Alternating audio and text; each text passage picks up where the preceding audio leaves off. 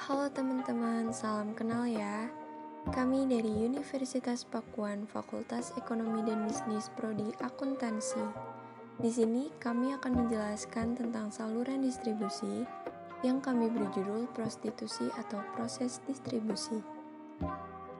Sebelumnya, perkenalkan kami dari kelas 3C Akuntansi kelompok 2 Manajemen Pemasaran yang beranggotakan Pratiwi Wijaya, Selvi Nurjaya Saifuddin, Bella May Asari, dan Sherly Julia Iwanda. Yuk kita simak videonya sama-sama. Hai semuanya, di video kali ini kami akan menjelaskan mengenai saluran distribusi. Sebelumnya, yuk pahami dulu apa itu distribusi. Distribusi merupakan kegiatan penyaluran hasil produksi, baik barang maupun jasa, dari produsen ke konsumen, yang tujuannya untuk memenuhi kebutuhan manusia. Pihak yang melakukan kegiatan distribusi disebut distributor. Contoh dari kegiatan distribusi ini ada banyak loh teman-teman, seperti petani yang menyalurkan hasil panennya ke kota-kota, atau supermarket yang menjual beragam macam banyak barang. Selanjutnya, fungsi saluran distribusi. Fungsi utama dari saluran distribusi yaitu menyalurkan barang dari produsen ke konsumen. Maka dari itu, dalam hal ini perusahaan harus mempunyai pertimbangan yang sangat baik. Apa saja sih fungsi-fungsinya? Yuk kita simak. Yang pertama yaitu promotion atau promosi, yang artinya adalah upaya untuk menawarkan produk atau jasa kepada para konsumen yang dilakukan dengan komunikasi persuasif. Yang kedua adalah negotiation, atau upaya yang dilakukan dalam menyepakati harga atau syarat-syarat lain sehingga memungkinkan terjadinya perpindahan hak kepemilikan. Selanjutnya yaitu ordering, di mana pihak distributor memesan barang kepada pihak produsen. Selanjutnya payment, di mana pihak pembeli membayar tagihan kepada pihak penjual yang dilakukan melalui bank atau metode pembayaran lainnya. Selanjutnya ada title, atau dapat dikatakan sebagai perpindahan hak kepemilikan dari suatu individu ke individu lain atau dari suatu organisasi ke organisasi lain. Selanjutnya ada physical possession, yaitu menyimpan barang-barang dari bahan mentah hingga barang jadi, hingga akhirnya nanti sampai ke konsumen akhir. Kemudian ada financing, yaitu memanfaatkan dana untuk biaya-biaya yang dibutuhkan selama saluran distribusi. Dan yang terakhir ada risk taking, yaitu penanggungan risiko selama kegiatan saluran distribusi. Nah, selanjutnya ada tahapan-tahapan dalam saluran distribusi. Tahapan-tahapan dalam saluran distribusi ini terdiri dari 6 bagian loh. Yang pertama ada produsen. Produsen adalah pemilik merek dari produk yang telah diproduksinya yang kemudian dijual kepada perusahaan distributor. Produsen juga bertanggung jawab atas ketersediaan produk kepada perusahaan-perusahaan distributor lainnya yang biasanya saling terkait dalam sebuah kesepakatan. Yang kedua ada distributor. Distributor adalah pihak yang melakukan aktivitas pembelian produk atau barang langsung dari produsen lantas menjualnya kembali kepada toko secara retail. Distributor umumnya tidak hanya mengambil produk dari satu produsen saja loh, tetapi dari beberapa produsen lainnya. Nah, yang ketiga ada subdistributor. Subdistributor yaitu pihak yang melakukan aktivitas pembelian produk dari distributor di area yang telah ditentukan titik-titik penyebaran produknya. Yang keempat ada grosir atau wholesaler. Nah, sekumpulan orang atau pengusaha yang membuka usaha dagangan dengan membeli produk dari subdistributor, kemudian dijual kembali kepada pengecer atau pedagang besar lainnya. Yang kelima ada pedagang eceran atau retail. Adalah individu yang melakukan kegiatan jual beli kepada konsumen untuk digunakan langsung dan tidak untuk dijual kembali. Jadi, pedagang eceran ini merupakan perantara terakhir dari level saluran pemasaran karena berhubungan langsung dengan konsumen. Yang terakhir ada konsumen, yaitu pihak yang menggunakan produk atau barang secara langsung dengan tujuan untuk dikonsumsi. Nah, yang selanjutnya ada faktor penentuan saluran distribusi. Dalam kegiatan penyaluran barang, faktor-faktor penentuan saluran distribusi ini terdiri dari 4 bagian loh.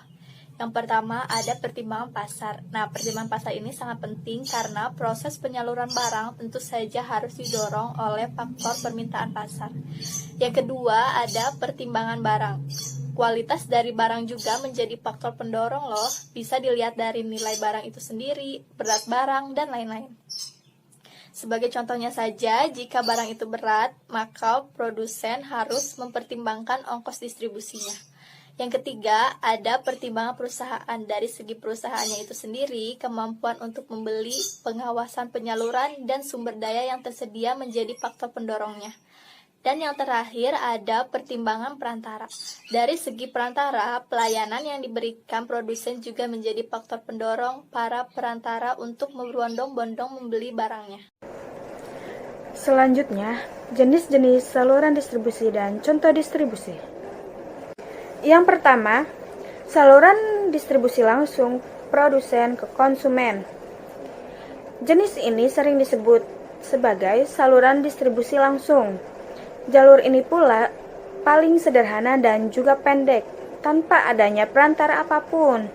Contoh jenis saluran distribusi ini adalah koran, es krim, dan lain sebagainya. Yang kedua, saluran distribusi dari produsen ke pengecer lalu ke konsumen.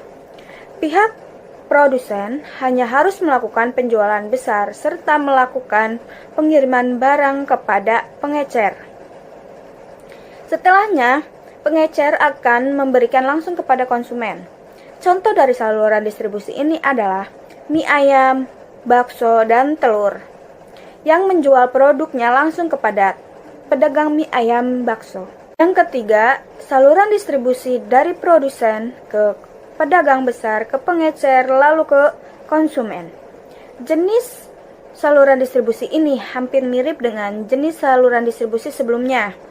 Namun, produsen hanya perlu melakukan penjualan besar ke pedagang besar. Contoh sederhananya adalah beras, sayuran, minuman, mie instan, dan lain sebagainya. Yang keempat, saluran distribusi dari produsen ke agen, ke pengecer, lalu ke konsumen. Pihak produsen hanya melakukan penjualan kepada pihak agen. Lalu nanti pihak agen akan melakukan pembinaan kepada pihak pengecer. Contoh dari saluran ini adalah perdagangan barang impor. Yang kelima, saluran distribusi dari produsen ke agen, ke pedagang besar, ke pengecer, lalu ke konsumen. Produser menggunakan agen sebagai perantara atau penyalur produk ke pedagang besar. Dari pedagang besar nantinya akan dijual kembali kepada para pengecer, lalu nanti konsumen akan membeli kepada pengecer. Contoh sederhana dari distribusi channel ini adalah pembelian mesin ke luar negeri. Selanjutnya, cara memilih saluran distribusi. Setelah memahami apa saja jenis saluran distribusi, maka saat ini kami akan memberikan tips dalam memilih saluran distribusi yang baik untuk Anda. Berikut ini adalah beberapa poin yang bisa membantu Anda untuk memilih saluran distribusi. Poin pertama, mempertimbangkan kompetitor bisnis. Sebelum memilih distributor channel yang tepat, Anda harus mempertimbangkan kompetitor bisnis Anda terlebih dahulu. Karena hal ini sangat penting apabila kompetitor Anda mengabaikan beberapa distributor channel, maka poin ini bisa menjadi keuntungan untuk Anda. Contoh sederhananya, bila kompetitor Anda mendistribusikan produknya melalui pedagang besar, maka bisa mengambil keuntungan melalui penjualan langsung dari media internet sehingga pelanggan bisa lebih mudah menjangkau produk Anda.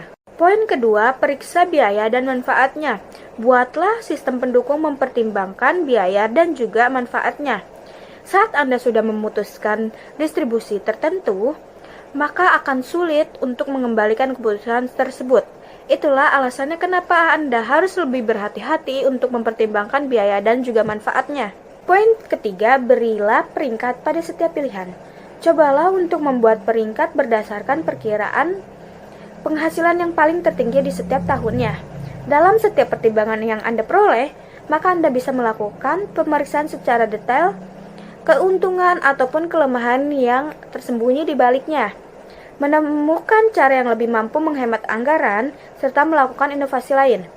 Tips terakhir adalah mempertimbangkan secara matang dalam hal memilih saluran distribusi. Jadi jangan hanya memilih karena alasan standar industri atau memilih cara yang paling nyaman untuk Anda. Kesimpulan yang dapat diambil dari materi saluran distribusi ini adalah Anda sebagai pembisnis harus bisa memilih saluran distribusi yang tepat untuk bisnis Anda. Sehingga nantinya Anda dapat memaksimalkan keuntungan bisnis Anda pada setiap tahunnya. Hal lainnya yang perlu Anda perhatikan adalah pengelolaan finansial perusahaan. Karena dengan pengelolaan keuangan yang baik, maka saluran distribusi juga akan berjalan dengan baik. Nah, sekarang masuk ke tahap pembahasan produk. Produk yang akan kita bahas yaitu teh kotak. Teh kotak mempunyai strategi pemasaran berupa menjalin kerjasama dengan resto dan food court untuk penjualan produknya. Teh kotak menerapkan Thanks to Nature serta bekerja sama dengan WWF atau World Wide Fund. Teh kotak mengadakan acara ini sebagai wujud rasa apresiasi kepada alam yang selama ini telah membantu teh kotak dalam menghasilkan produk-produk terbaik dan berkualitas. Teh kotak sebagai pionir teh siap saji atau ready to drink yang menggunakan teknologi UHT dan telah dinikmati oleh masyarakat Indonesia sejak tahun 1979. Semangat Thanks to Nature ini bisa dituangkan dalam berbagai ekspresi, aksi, sikap positif, motivasi, inspirasi, serta keinginan untuk peduli dan berusaha untuk hidup harmonis dengan alam.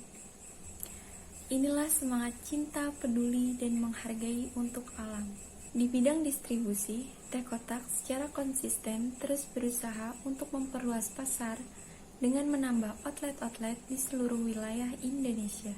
Di bidang HRD, teh kotak menyadari bahwa HRD merupakan aset yang sangat berharga dan strategis. Sehingga oleh karenanya secara konsisten teh kotak menjalankan program regenerasi dan program pelatihan untuk peningkatan kapabilitas, kompetensi, technical skill, managerial skill, dan soft skill lainnya dari para manajer, staf, dan karyawan. Teh kotak juga membina hubungan yang baik dengan petani perkebunan teh. Teh kotak juga menjalankan program pelatihan kepada kelompok petani perkebunan teh di beberapa kabupaten dan memberikan program bantuan secara teknis dan keuangan. Teh kotak meningkatkan teknik produksi dengan cara memilih dan mengarahkan penggunaan teknologi yang lebih modern, automasi, dan tepat guna dengan biaya yang kompetitif. Di bidang keuangan, strategi yang dilakukan teh kotak yaitu berusaha untuk melakukan pinjaman bank dengan menggunakan dasar mata uang rupiah untuk menanggulangi timbulnya resiko perubahan nilai tukar mata uang asing. Teh kotak berusaha untuk mendapatkan pinjaman dengan tingkat suku bunga yang paling rendah agar dapat menanggulangi resiko perubahan tingkat bunga pinjaman, agar dapat meminimalisir dari resiko kredit dan likuiditas. Teh kotak menentukan kebijakan dan prosedur kredit yang baik dan melakukan pengawasan untuk memastikan evaluasi kredit berjalan sesuai ketentuan. Saldo kas dan setara kas dipantau secara aktif dan diatur sehingga cukup untuk menunjang aktivitas usaha secara tepat waktu. Penggunaan dana pinjaman diawasi secara ketat agar efektif, efisien, dan tepat guna. Perseroan juga mengatur keseimbangan dan kesinambungan kolektibilitas piutang. Teh kotak juga melakukan promosi yang beragam untuk meningkatkan penjualan, pemasaran, dan loyalitas konsumen terhadap produknya. Teh kotak mempromosikan produknya bukan hanya dari media cetak dan elektronik, tetapi juga membuat situs website untuk mempromosikan produk-produk PT Ultra Jaya Milk Industry Tbk. Sekian penjelasan dari kelompok kami, kurang lebihnya mohon maaf. Terima kasih.